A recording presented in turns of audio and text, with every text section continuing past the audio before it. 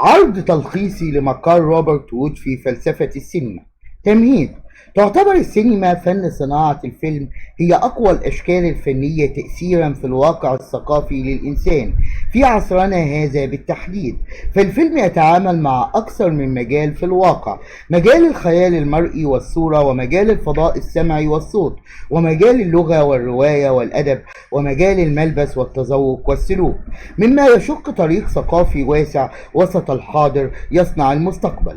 كما أن الفيلم عمل إبداعي جماعي يخط أكثر من فنان وحرفي من كل تخصصات الإبداع الفني المعروفة حتى الآن، وهو يشبه في ذلك الكاتدرائيات في القرن الثالث عشر، حيث كان يشارك فيها فناني العمارة وتعشيق الزجاج والنحت والتصوير، ويشبه الأوبرا في القرن التاسع عشر، حيث يشارك فيها الأدباء والعازفون الموسيقيون المؤديون.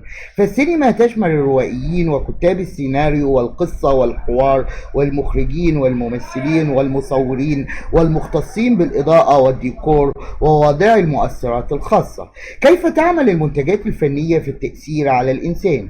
من خلال قطبان البناء العام للإدراك الإنساني، وهما: أولا الإدراك الحسي لكل ما هو ظاهر حاضر آني مباشر معطى لأعضاء الإدراك، دون إغفال تضخيم بعض الأشياء عبر الإدراك التخيلي المتجاوز للواقع، بفعل العلاقة بين ما هو ظاهر للحس ومعطى وما يجري التعتيم عليه بفعل البيئة، أي خارج المجال الإدراكي. فالإدراك يجري علاقة ربط ومجال تخيلي اعتمادا على الخبرة السابقة. كما أن الإدراك انتقائي، بمعنى أنه مرتبط بالرغبات الكامنة في اللاوعي والتي تخدم وجودنا العضوي الواقعي. ثانيا الرغبة الملحة في إضفاء معنى ودلالة والإحالة للمجردات والكليات العقلية التي هي أكبر من مجموع أجزاء الجزئيات، وذلك عبر التفاعل بين الذات والموضوع. خصوصية الرؤية السينمائية: تتميز الرؤية السينمائية بطابع أسطوري، حيث تجمع بين فضاء المجال الممتد والزمن والحركة، وكأنها سير مترابط بفعل ظاهرة استمرارية الرؤية، وتشبه عالم المثل الأفلاطوني، حيث تقدم إطار وهمي يتم إدراكه بعين تنتقي من الفعل ورد الفعل، ما يتجسد على مستوى الذات والتأمل ذو النزعة الروحية الشاملة على مستوى الموضوع. الفرق بين السينما وفن التصوير التشكيلي: اللوحة: في اللوحة سمة توتر بين الشكل الاستاتيقي وعملية الإحالة للفكر، وهناك حضور آني مباشر للإحساس الفوري، وما يجنيه العمل الفني كوسيط يحيلنا إلى العالم المأهول بالأفكار والأحاسيس. فالعمل الفني يوجه ببطء التصور للفكرة المقصودة. في السينما هناك حضور كلي للتحرك داخل السياق النشط للصور، يزيد من عملية الإدراك الانتقائي، وربما يعطل الإحالة الفورية للفكر والأحاسيس، فيسيطر التتابع على المتلقي ويربكه.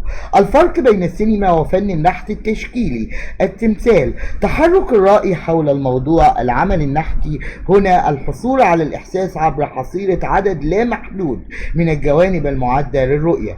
في الفن السينمائي تصادر الكاميرا على هذه المهمة بانتقاء رجل التصوير، فتختار زوايا الرؤية لتعرضها لنا.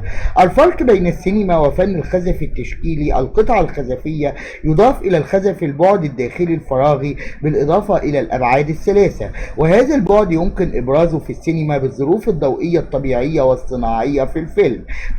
ففن الضوء هو خزاف العمل السينمائي يبرز العمق الداخلي للصورة. الفرق بين السينما وفن التصوير الفوتوغرافي: يعكس المصور الفوتوغرافي الامتداد الخلفي الكامن وراء إطار الصورة، مستخدما التوازن الشكلي والتكوين ولعبة الظلام والضوء.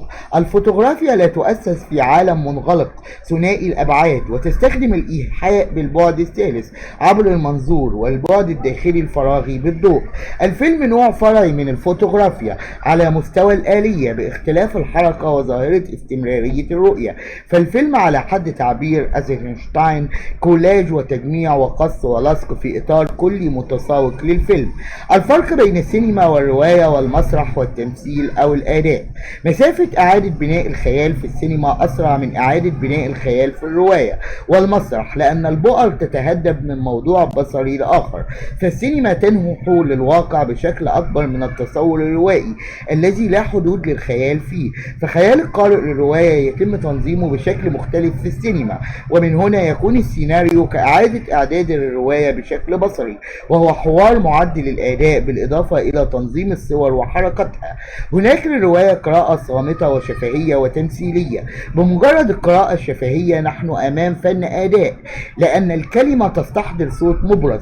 تزداد في السينما أهمية المجال المرئي من صورة وحركة عن المجال المحسوس والشعور.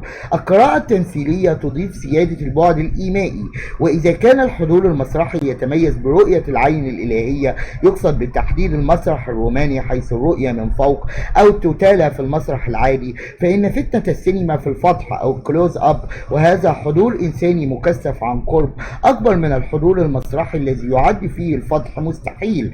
كما تتميز السينما بأن السينوغرافيا الثابتة للمسرح غير موجودة، فالسينما ترحل بنا بسهولة وبلا زمان بين الأماكن والأزمنة، وهذا يصنع فتنة السينما كمجموعة صور ضوئية على الجدران. وعندما تم تصوير المسرحيات الأوبرارية بكاميرا ثابتة تعرض صور مسطحة، كانت تجربة سخيفة تصيب بالملل لأن الترحال معدوم، ففي الحضور المسرحي يترحل المشاهد بعينيه أكثر من التصوير السينمائي الثابت للأوبرا.